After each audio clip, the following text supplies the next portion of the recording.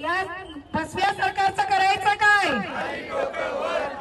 खरोखर मोदीजींनी महिलांना गिफ्ट दिलेली आहे.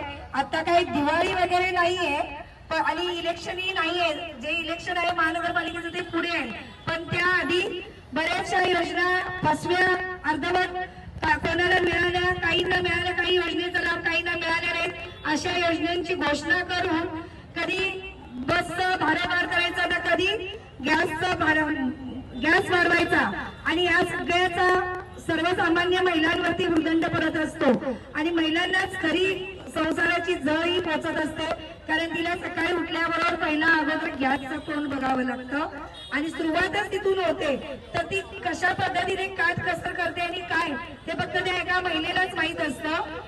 आणि प्रत्येक वेळोवेळी सर्व महिलांसाठी जनतेचा प्रश्न हा शिवसेना वारंवार मांडत असते.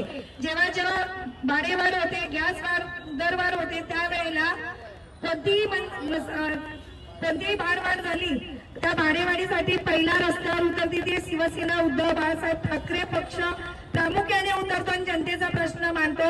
आणि खरोखर सुचिताताई बोलल्या आणि किरणताई बोलल्या की महिलांचा जिव्हाळ्याचा प्रश्न आहे आणि महिलांनी साथ दिली पाहिजे आणि महिलांनी यासाठी पुढे आलं पाहिजे आणि अशा विरोधात आवाज उठवला पाहिजे आणि कुठेतरी अशी भाडेवाढ महिलांची फसवणूक लूट थांबली पाहिजे.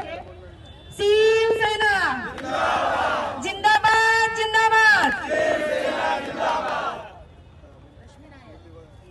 इथे जमलेल्या सर्व शिवसेनेचे पदाधिकारी आणि कार्यकर्ते आणि आपली जनता, आज गेले कित्येक वर्ष आपण हा अन्याय सहन करत आलोय. भाजपाने जे महागाईचा कहर केलाय त्यात ही सामान्य जनता होरपळत चालली आहे आणि त्यासाठी आपण आज आवाज उठवण्यासाठी इथे जमलेलो आहोत. आज आपल्या घरात गॅस नसला तर आपण काहीच करू शकत नाही, ही बायकांची व्यथा आहे.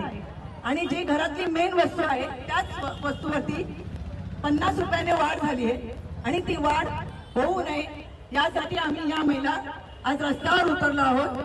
आज आम्ही आमच्या पक्षाच्या वतीने आम्ही या महिला त्याचा उद्रेक करत आहोत. हे तर आपण फक्त नमुना दिलाय, ह्याच्यानंतर आम्ही पूर्ण रस्त्यावर उतरून सगळ्या लोकांना उतरवू आणि या सरकार विरोधात निषेध करू. जय हिंद, जय महाराष्ट्र.